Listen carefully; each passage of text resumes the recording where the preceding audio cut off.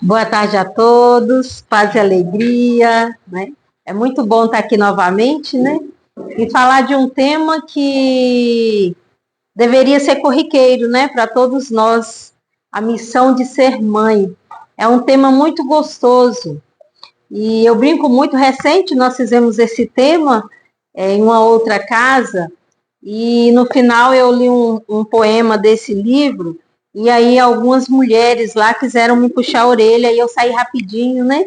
Mas hoje eu vou iniciar com outro poema, mas no final nós vamos trazer esse que é polêmico, para nós voltarmos para casa levando uma reflexão, né?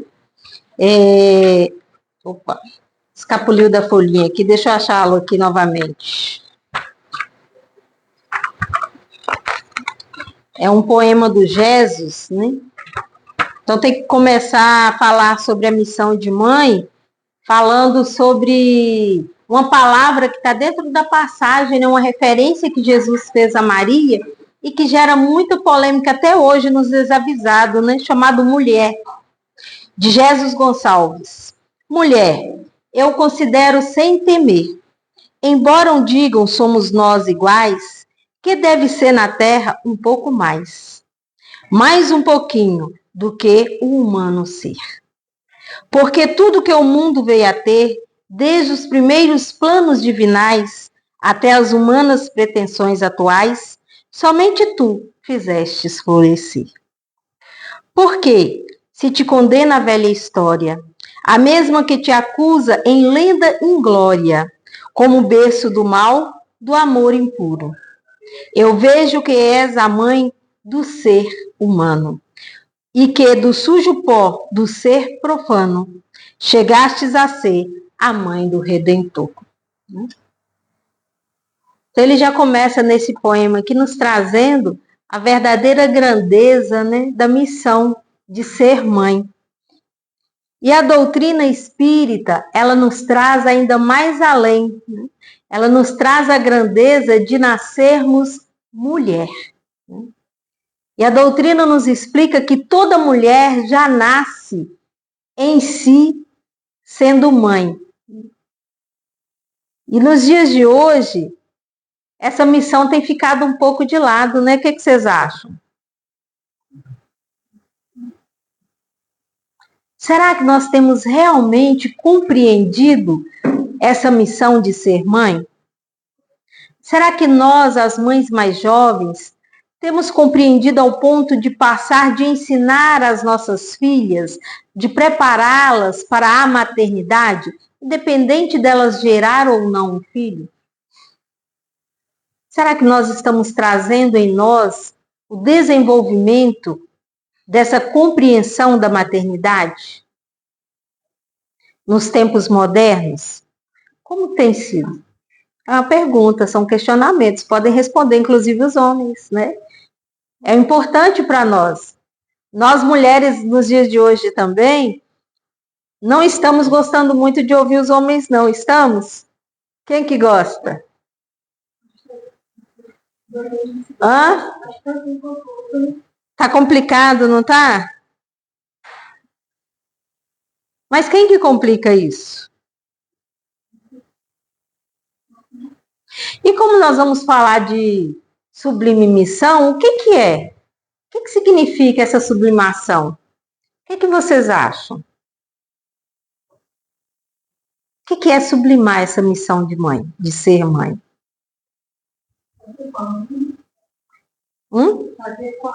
Fazer com amor, o que mais? Vocês estão tímidos? Amor, desprendimento, o que mais? Capacidade, entrega, responsabilidade, né? Renúncia, né? Renúncia, né? E sabe o que eu achei mais interessante, fiquei intrigada?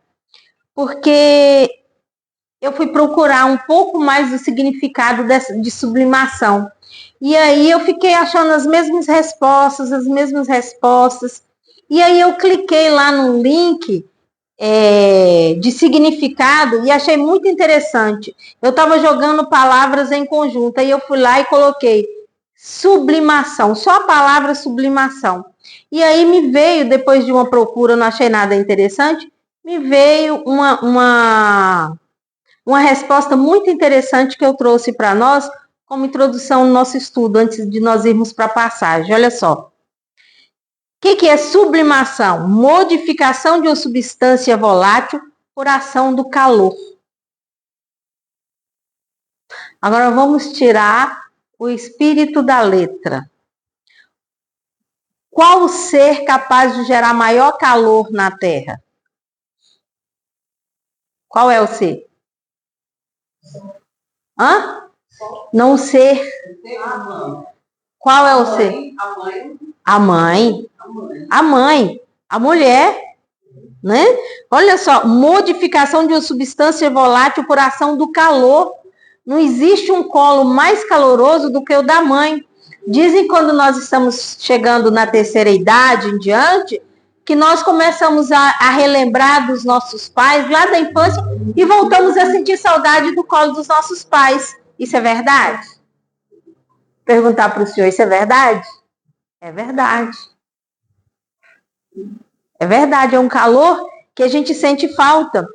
É a ação de engrandecer, exaltar, louvar, engrandecimento, enaltecimento, exaltação. Mas aí, o que mais me intrigou e falou, gente, que resposta maravilhosa foi essa aqui. Sublimar a mãe, a sublimação de ser mãe.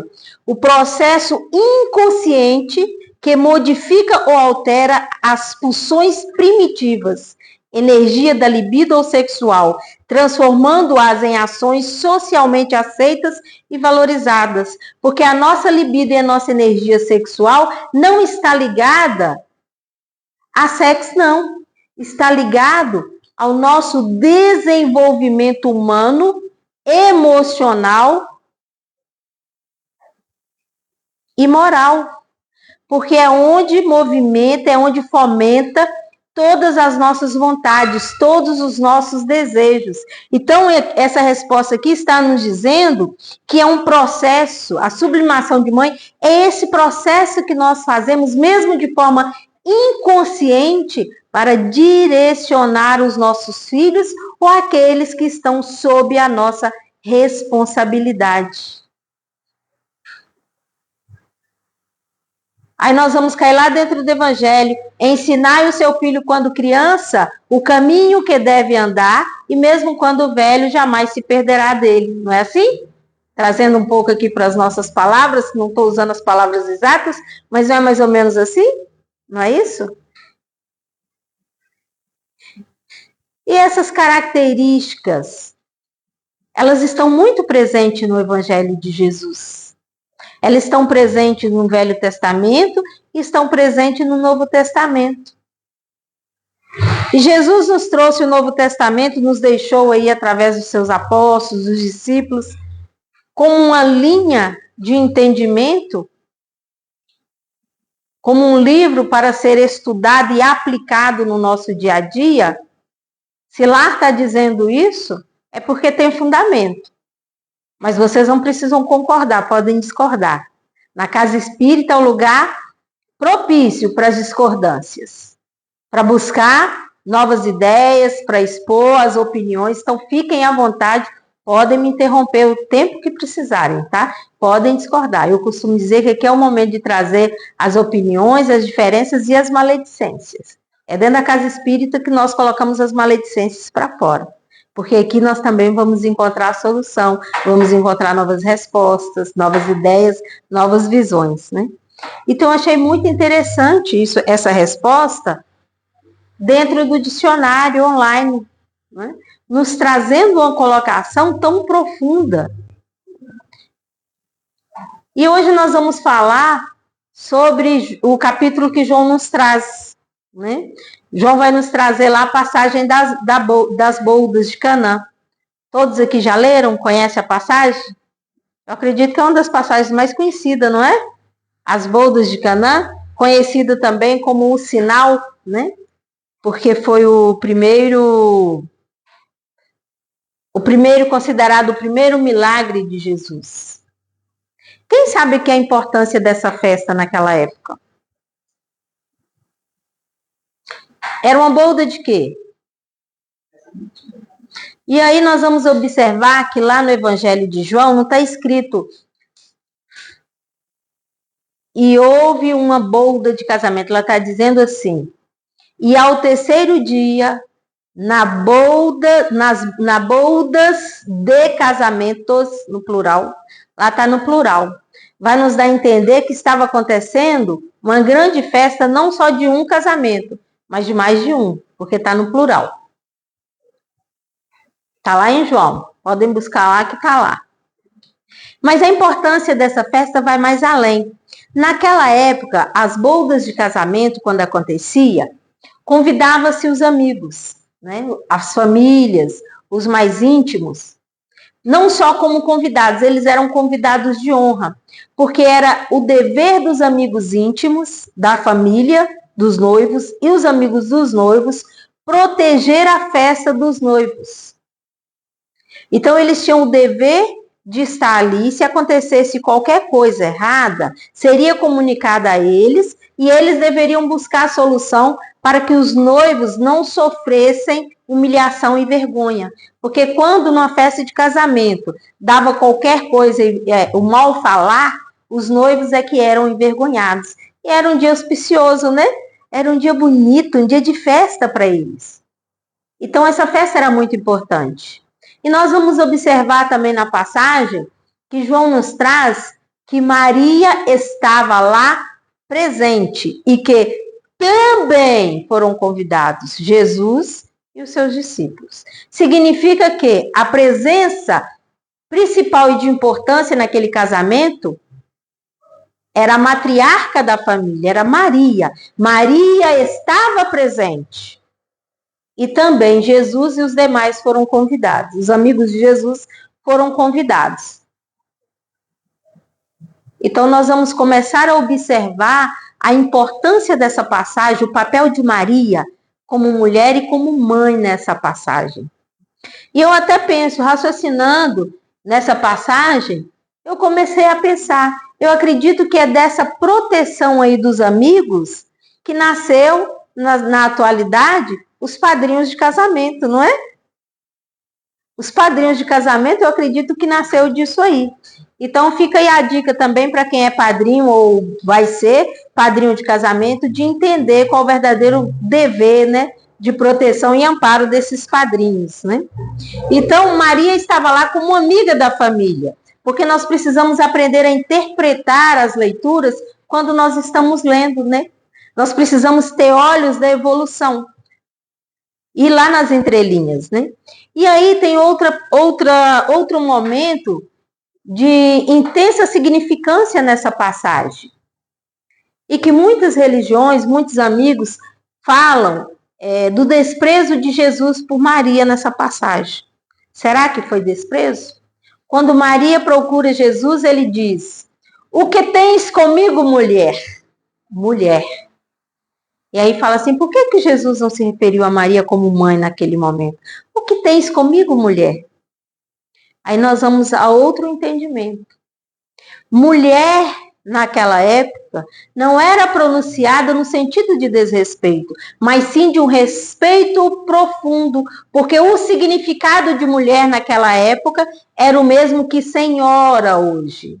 Não se referia à mulher como senhora, e sim como mulher. Então, hoje o nosso tratamento respeitoso é senhora, não é assim? Antigamente a pronúncia era mulher, que tinha o mesmo peso e o mesmo significado. Então, quando Jesus se refere à sua mãe, ele diz: "O que tens comigo, senhora?" Então, foi uma expressão de profundo respeito de Jesus e não de desprezo. Então, precisamos entender isso para quando fizermos a leitura, buscarmos o conhecimento, além da interpretação. E aí, nós vamos entender o verdadeiro poder de uma mãe nessa passagem, né? E não era uma mãe qualquer, né? Maria, que nos deixou o exemplo. Então, Jesus, ele aproveitava todos os momentos para poder nos deixarmos uma lição. E nessa passagem não foi diferente, né? Em João 1, item 2, vai estar o seguinte: as bodas de Canaã, a água feita de vinho. E ao terceiro dia, fizeram-se umas bodas em Canaã da Galileia. E estava ali a mãe de Jesus. Ela estava ali, né? E foram também convidados Jesus e os seus discípulos para as bodas. E faltando o vinho, a mãe de Jesus lhe disse: não tem vinho. E aí nós vamos compreender o que nós falamos lá no início. Qual era o dever dos amigos íntimos, que se hoje seriam chamados de padrinhos dos noivos? De proteger. Então nós vamos imaginar o seguinte: acabou o vinho. Aí acabou o vinho. Aí o cerimonialista, hoje nós chamamos de cerimonialista, né? O mestre de sala era chamado naquela época, com certeza procurou ali os pais dos noivos, familiar, e disse: acabou o vinho. Maria, como uma convidada de honra, íntima ali da família, dos noivos, foi chamada e foi comunicada: Maria, o que vamos fazer? Acabou o vinho. Será que a gente consegue entender a ligação de que não há pontas soltas no Evangelho? De que tudo tem um caminho, tudo está nos mostrando ali um entendimento? Então, naquele momento, Maria foi procurada, provavelmente pelos pais dos noivos, né? Pelo mestre Sala, e comunicada, porque ali ela era uma figura importante de proteção dos noivos naquela festa. Amiga íntima da família dos noivos, né? Ou das famílias. E aí Maria, naquele momento, ela entendeu. E por que Maria entendeu? Vamos voltar um pouquinho lá atrás? O Evangelho vai trazer... O Evangelho é patriarcal, certo? Foi escrito por homens. Não é isso? Os poucos evangelhos escritos por mulheres são apócrifos. Eles não estão lá na Bíblia, eles não estão aqui. Né? Não estão. Então, tem poucas passagens. Mas João, Lucas, Mateus, eles fazem questão de trazer referências à mulher e a Maria. Lá atrás nós vamos ter Jó, que faz referências respeitosas, né, a respeito da mulher. Então vai nos mostrar o papel. Quem já leu Maria de Nazaré? Em Maria de Nazaré vai ficar muito claro a caminhada dela com Jesus, né? Nós vamos compreender o papel de Maria. O quanto que ela veio preparada e o quanto que ela se sacrificou, né? O tanto que ela honrou o papel de ser mãe, não só perante o Cristo, mas perante o mundo para a eternidade. A abnegação. Porque uma de nós, como mãe, no lugar dela, no primeiro ato que nós entendêssemos que nosso filho ia ser prejudicado, o que nós faríamos? O que você faria? Protegia como? Ela protegeu, mas você protegeria como? O que você faria, Rosana? Você não é mãe ciumenta? Eu comprava uma briga. Comprava uma briga. Você atacava? Comprava uma briga, quem mais? Ia defender, né? Maria, ela fez tudo isso. Só que ela fez tudo isso sublimando, né? Ela sabia, ela confiava tanto, ela conhecia tão profundamente o seu filho, por acompanhar ele passo a passo, desde a gestação, que ela conseguia entender, ela conseguia perceber, ela conseguia captar a verdadeira essência do seu filho. Ah, Ana, mas aí você está falando de Jesus, né? Poxa vida, você está falando de Maria, né? É. Mas eu posso falar da Ana, do Wesley, da Ana, da Ellen, da Ana, da Sara, da Ana, da Anne, da Ana, da Marcela, são todos meus filhos, viu, gente? Acredito. Será que nós estamos dedicando tempo né? Será que nós estamos conseguindo olhar nos dias de hoje e reconhecer os nossos filhos? E saber o momento de agir e como agir? Porque Maria, ela educou o Cristo. Foi ela que amamentou, foi ela que alimentou, foi ela que ajudou os primeiros passos. Foi ela que sentou com ele para escrever. Porque Maria, ela era uma mulher culta.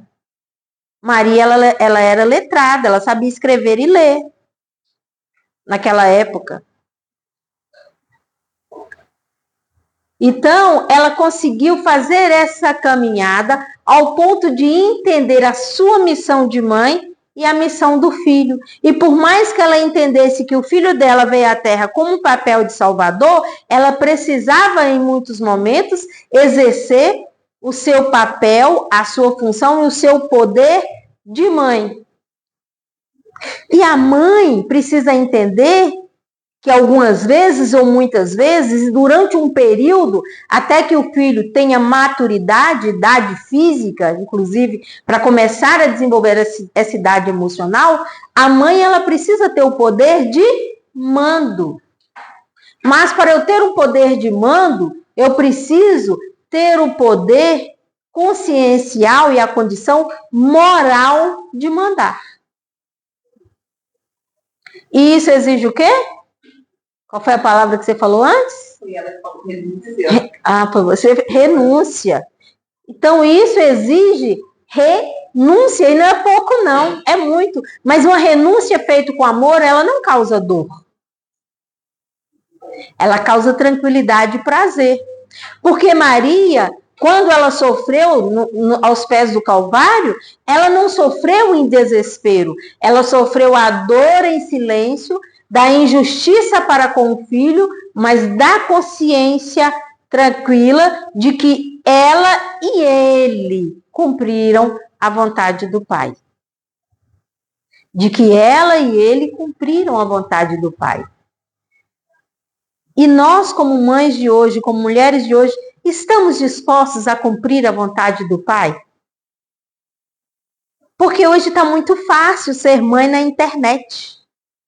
Hoje está muito fácil ser mãe entregando os nossos filhos na escola, para professores auxiliares, para aulas particulares, para aula de línguas.